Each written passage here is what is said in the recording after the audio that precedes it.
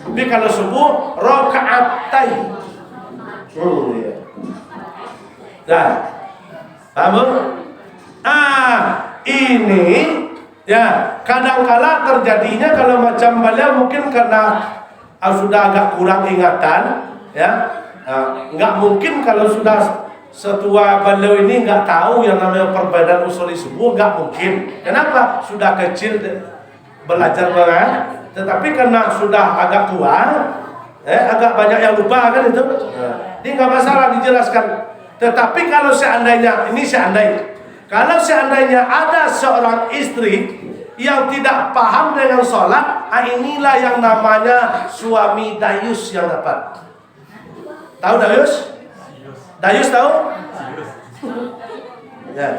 Kalau ada seorang istri sampai hari ini contohnya nggak tahu dia yang namanya sholat, dia punya suami, berarti dia dapat suami namanya suami dayus. Ya.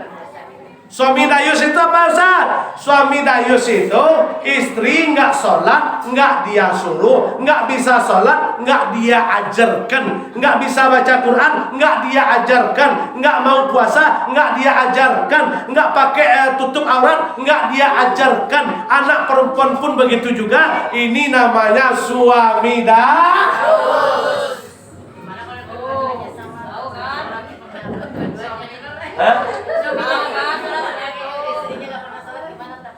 Kalau suaminya nggak sholat juga dayus, istrinya nggak sholat juga, istri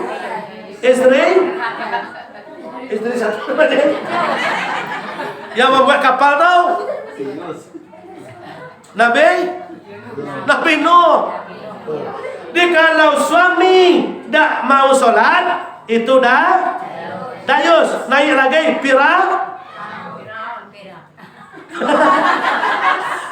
kalau istrinya nggak mau sholat berarti sama dengan istri Nabi.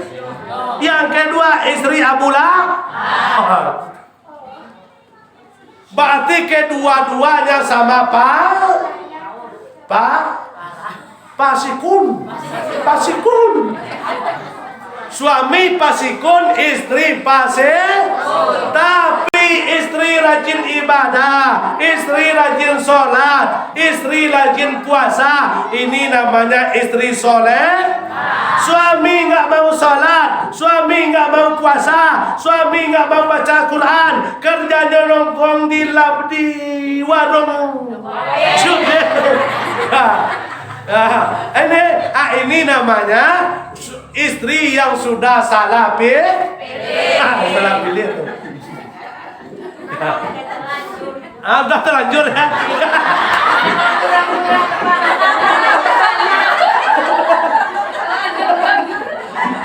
Kalau terlanjur dengan banyak Pak, gimana?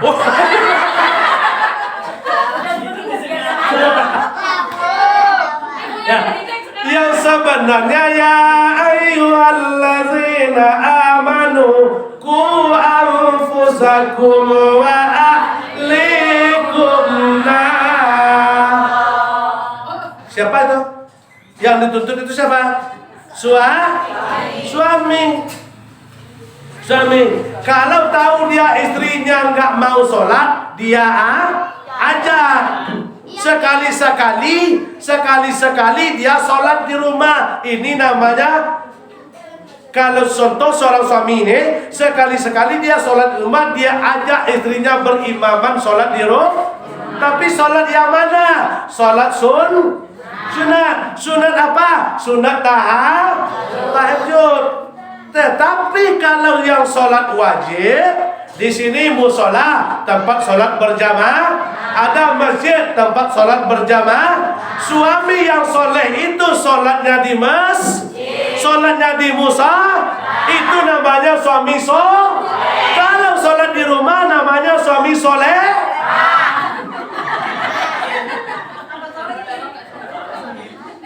Walaupun suami kita itu sholat, tetapi sholat di rumah saja, padahal musola ada, masjid ada, dekat malahan. Dia nggak mau, berarti ini namanya suami soleh.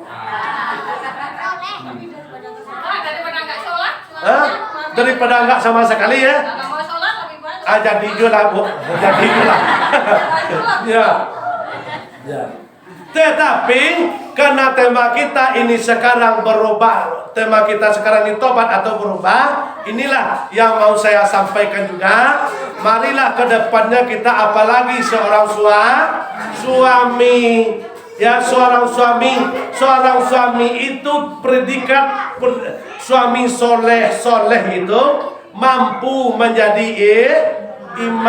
imam dalam rumah tangganya, imam di segi anaknya, imam di segi istrinya. Tetapi suami yang soleh itu sholatnya di masjid atau di langgar atau di musola, tapi sekali-sekali kalau kecapean itu nggak apa-apa. Tapi kalau sebulan itu nggak pernah sekali juga ke masjid, kok kelewatan namanya tuh. Keterlaluan namanya tuh. Tahun sekali itu Pak kalau Oh, tahun sekali aja. Pas Ramadan aja. Masya Allah. Berarti udah salah pilih tuh, Bu. makanya didikan terlanjur. Nah, sholat berjamaah, Bu, bukan kami aja, Bu. Ini semua, ini saya sampaikan. Termasuk ibu saya ingatkan dan saya anjurkan untuk sholat berjamaah sepanjang tidak ada kewajiban yang lain. Tapi kalau ada kewajiban lain, ibu tidak diperbolehkan untuk kemas. Contohnya kewajiban wajib hukumnya mengurus anak. Kalau ada suatu kewajiban atau masa untuk suami untuk anak, ini kewajiban, nggak boleh ditinggalkan yang wajib, tetap ibu sholat di rumah. Tapi kalau kami suami tidak ada alasan, istri anak kecil sholat berjamaah, iko ibni anak keteknya nak lupa ini masjid lain. Tahu ini anak ketek dah? Kalau ibu boleh, kalau ada yang lebih wajib dulukan itu. Tetapi kalau masjid berjamaah, ke musola berjamaah sholatnya, ini saya ingatkan ya, supaya kita ke depannya lebih candu, lebih senang, lebih suka untuk berjamaah. Sholat di rumah, Bu, 20 tahun, 30 tahun, tapi sholat di rumah aja, kami laki-laki ini sholat di rumah. Terus ada satu orang yang berjalan ke masjid sholat berjamaah. Jangankan sholat orang berjamaah, jalan orang ke masjid berjamaah saja tidak sama dengan sholat orang yang di rumah. Baru jalannya saja, jangankan sholatnya. Berjalan dia ke musola ini, contohnya dari situ, contoh dari rumah situ ke sini, sholat berjamaah. Ada orang di situ, contoh nih, mohon maaf, sudah 20 tahun dia sholat lima waktu, tapi di rumah aja ya. Yang jalan orang sampai ke sini aja belum sama dengan sholat orang yang di rumah. Begitu. Jangankan sholatnya, sedangkan jalan kakinya aja belum sama pahalanya dengan orang sholat di rumah. Bukan tidak sah sholat di rumah tuh. Kita tidak mengatakan tidak sah sholat itu, sah. Tetapi kalau dikaji kebaikannya, jalan kaki orang berjamaah tidak sama dengan sholat orang di rumah. Itu baru jalannya, belum lagi sholatnya, istiqomahnya, zikirnya, doanya. Ini bandingnya. Tidak sebegitu juga ibu. Kalau ibu sholat berjamaah sama, tapi dengan catatan ya, ibu berangkat dari rumah langsung tutup aurat. Jangan dibuka aurat dari rumah kita sampai ke tempat sholat berjamaah. Setelah itu yang kedua, setelah sholat berjamaah maghrib menjelang isya, jangan sampai membaca paham? Ini enggak. Assalamualaikum warahmatullahi wabarakatuh. Itu ibu-ibu yang di sana, kalau sini enggak ada. Oh sama. Gak ada beda. Hah? Gak ada beda. Enggak ada. Jadi Bu, sholat berjamaah, kalau istilahnya suami kita nampak sholat tapi di rumah, ingatkan. Tapi jangan dipaksa. Hak ibu tidak ada untuk masa, tapi ingatkan. Pak, Bang, yang panggil abang dulu. Enggak juga, panggil. Pertama abang dulu, setelah itu akang.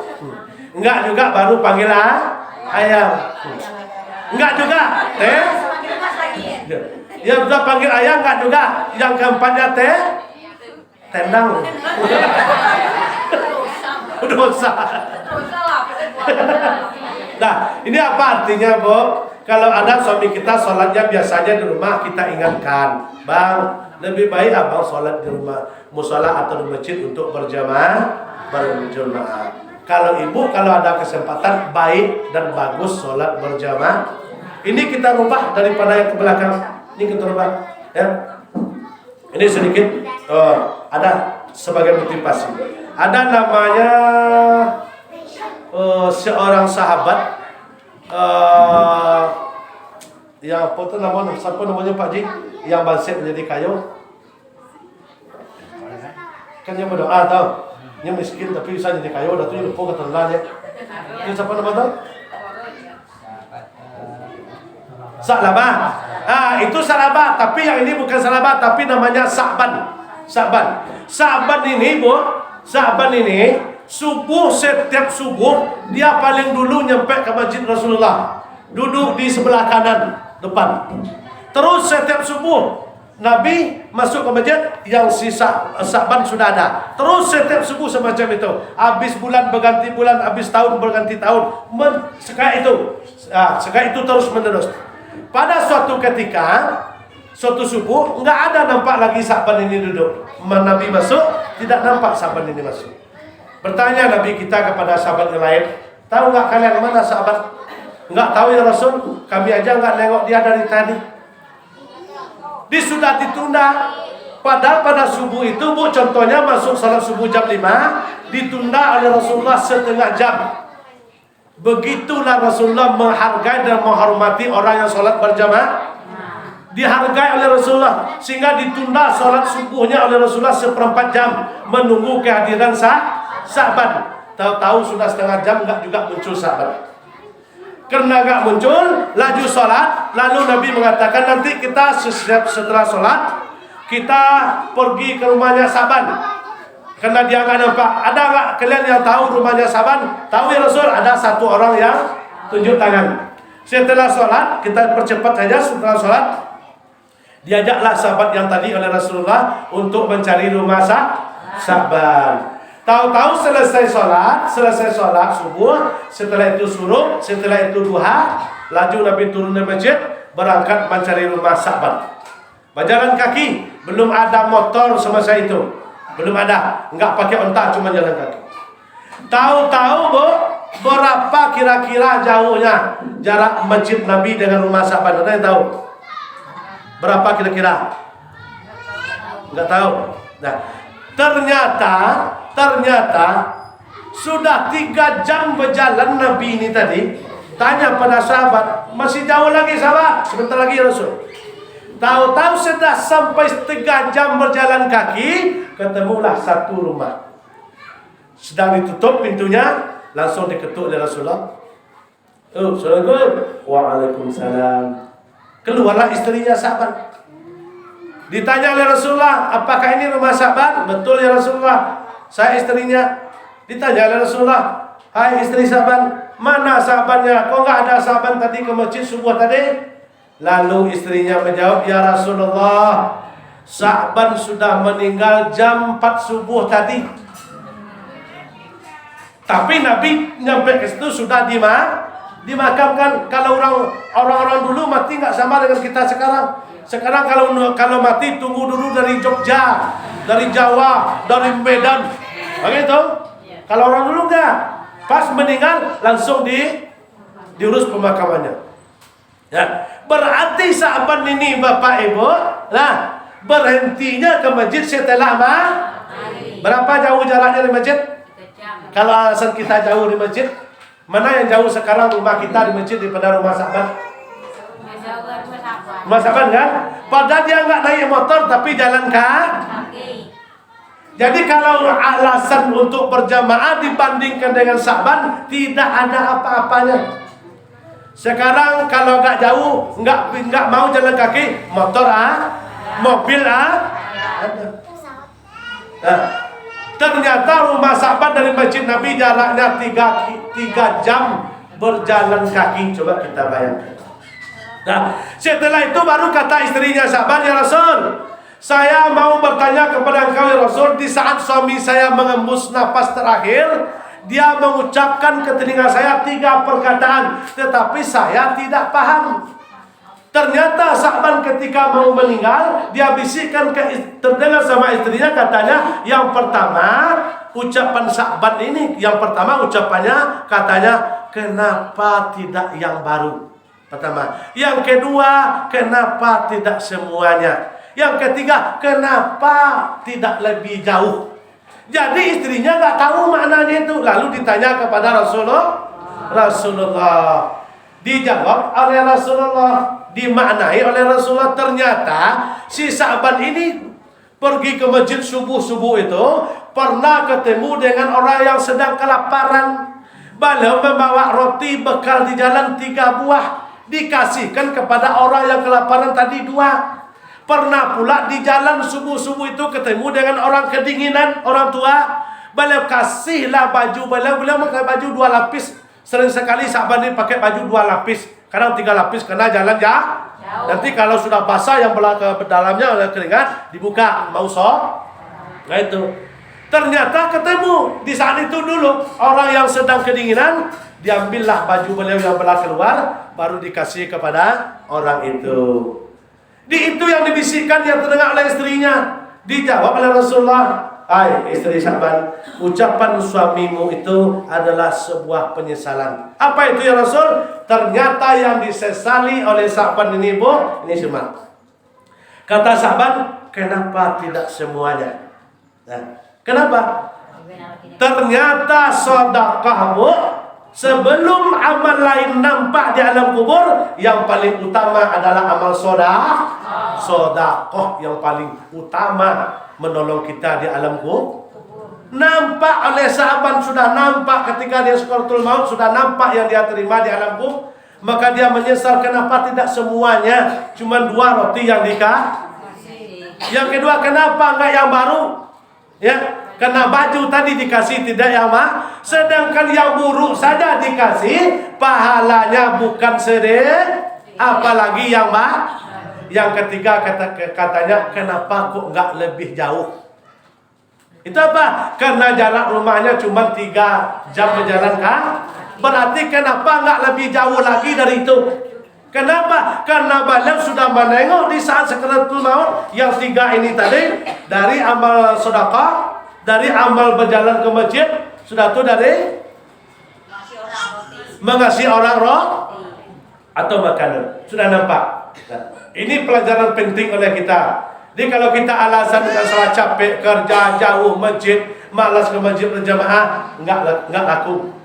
Enggak laku kalau dibandingkan dengan sahabat. Itu sahabat, Bu. Bang. Jadi ke depan ya, kita berpindah dari yang baik, dari yang buruk kepada yang baik. Kita tingkatkan iman dan kita tingkatkan amal soleh. Kalau kurang biasanya kita tambah, kita rajin. Terutama tadi sholat 5 waktu. Sesempit apapun kerja, Bu, sesempit apapun itu aktivitas apa, yang sholat jangan ditinggalkan. Begitu juga kami seorang suami, macam tadi, jangan sampai menjadi suami dayus. Kalau istri tidak mau sholat, wajib seorang suami untuk bahkan kata Nabi, yudribuhu, diperbolehkan untuk ke yang baik itu suami istilahnya memukul tapi yang ditengok, contoh kakinya, pukul sayang lah. Ini tanda pentingnya seorang suami mendidik kalau dia nggak mau sholat, yudribuhu, boleh dipukul. Kalau untuk nggak mau baca Quran, tugas seorang suami. Nggak mau puasa, tugas seorang suami yang memerintahkan. Sebab kenapa? Ibu amal soleh banyak, amal banyak, itu untuk ibu. Kami nggak dapat. Tapi kalau kami banyak amal soleh, bisa mendorong ibu dan anak. Tapi kalau ibu enggak, ibu amal ibu untuk ibu semuanya, puasa untuk ibu, sholat untuk ibu, sedekah untuk ibu, semuanya. Semuanya. Kalau ibu rajin ibadah seperti kata ibu tadi, ibunya istrinya soleha, suaminya dayus, suaminya soleha, nanti tempatnya berbeda. Yang ibu dalam sor, yang suami dalam neraka.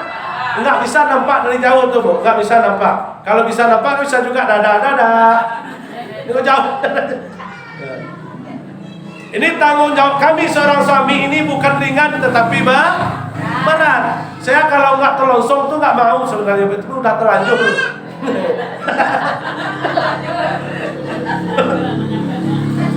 Nah, Bapak Ibu pada dunia berbagai dirahmati oleh Allah Subhanahu wa taala. Jadi itu mungkin kaji kita pada sore hari ini, Bu. Yang pertama tadi marilah kita sama-sama meningkatkan taubat kepada Allah Subhanahu. Kita robah semuanya mindset kita dari tahun-tahun yang kemarin. Kita prioritaskanlah akhirat sebelum dunia. Ya, jangan kita prioritaskan dunia. Memang kita hidup di atas dunia, tetapi kita prioritaskanlah akhirat. Ini apa maksudnya? Segala aktivitas kita kerjakan, kita dahulukan dulu sholat, kita dulukan dulu ibadah, baru kita kerja atau apapun itu kerja kita tidak dilarang. Setelah itu mari kita pasang niat yang lebih kokoh. Saya berniat dari sekarang sampai mati saya akan ikut majelis taklim. Rugi bu, yang tadi kan nama kita disebut oleh duduk di taman sor, dosa bisa apapun, dosa digugurkan, doa diterima, banyak lagi tuh. Dirugi bu. Jadi kalau ada seperti Pak Jorong tadi kata beliau, kita mengingatkan amar ma'ruf baik. Ada tetangga yang belum ikut, yuk kita ikutlah ramai-ramai untuk majelis taklim. Nah, nggak masalah, tapi jangan marah nggak boleh. Hidayah urusan Allah, urusan kita mengajar. Satu tanya Pak. Pertanyaannya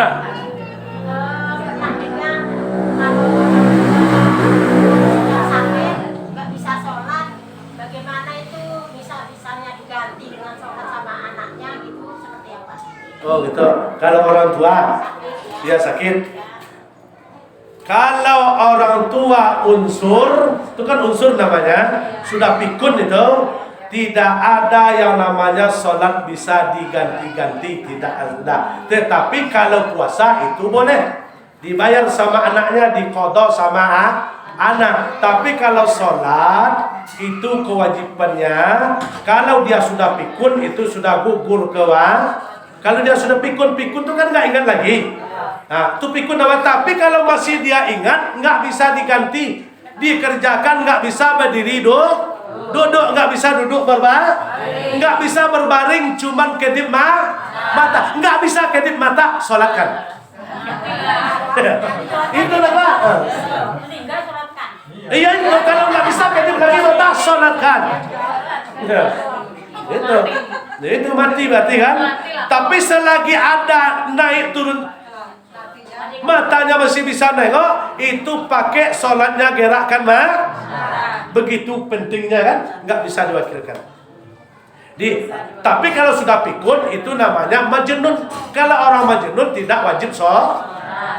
Makanya kalau ibu kalau nggak mau wajib sholat ya iya.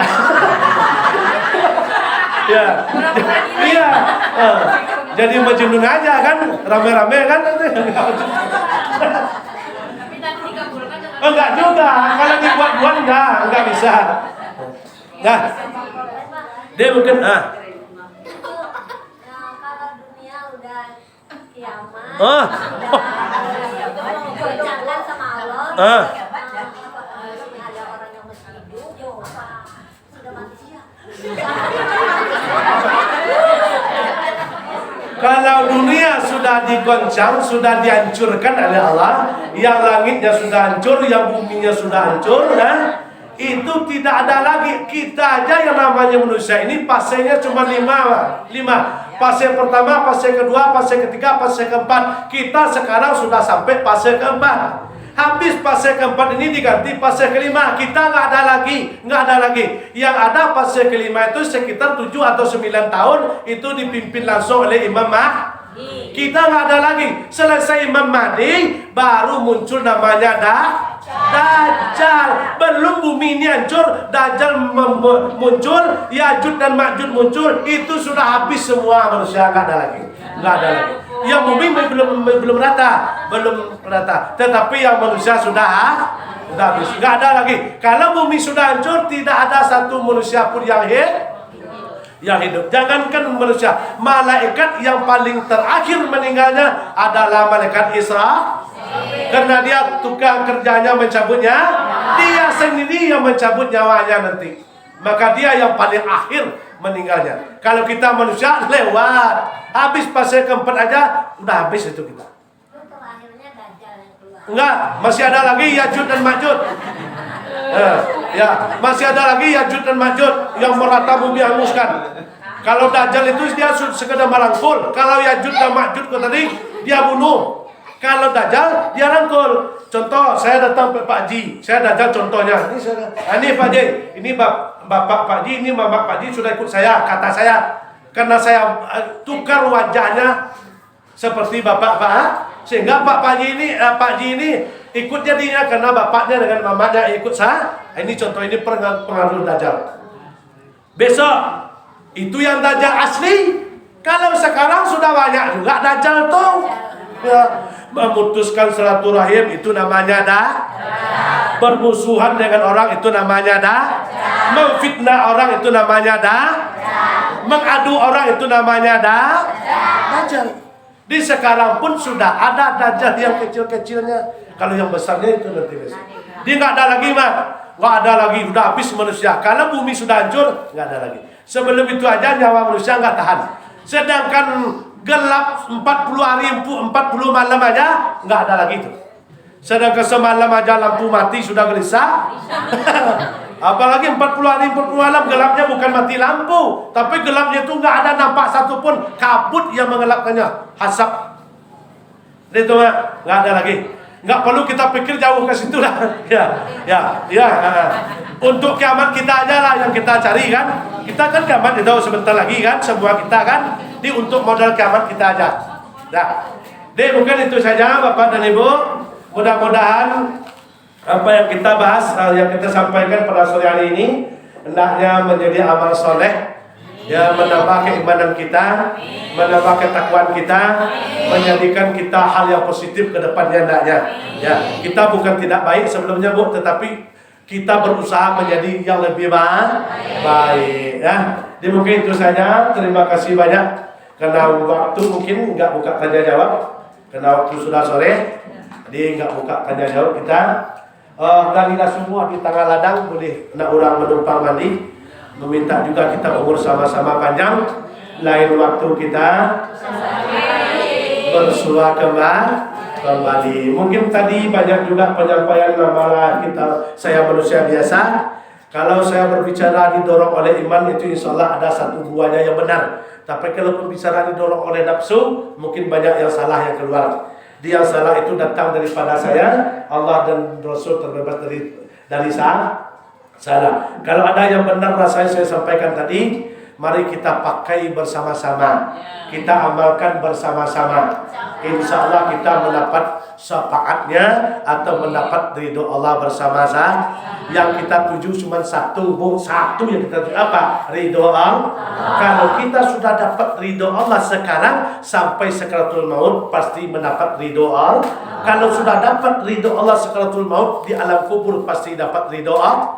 Dapat ridho Allah di alam kubur, pasti di alam barzah dapat ridho Allah. Di alam barzah dapat ridho Allah, di padang mahsyar dapat ridho Allah. Dapat ridho Allah di padang mahsyar, insyaallah di mizan kita akan diringankan timbang kita melalui ridho Allah. Selamat kita di mizan di siratul mustaqim, insyaallah kita mendapat ridho Allah. Tapi kunci utamanya adalah husnul khotimah. Mudah-mudahan kita yang hadir pada sore hari ini kita mendapat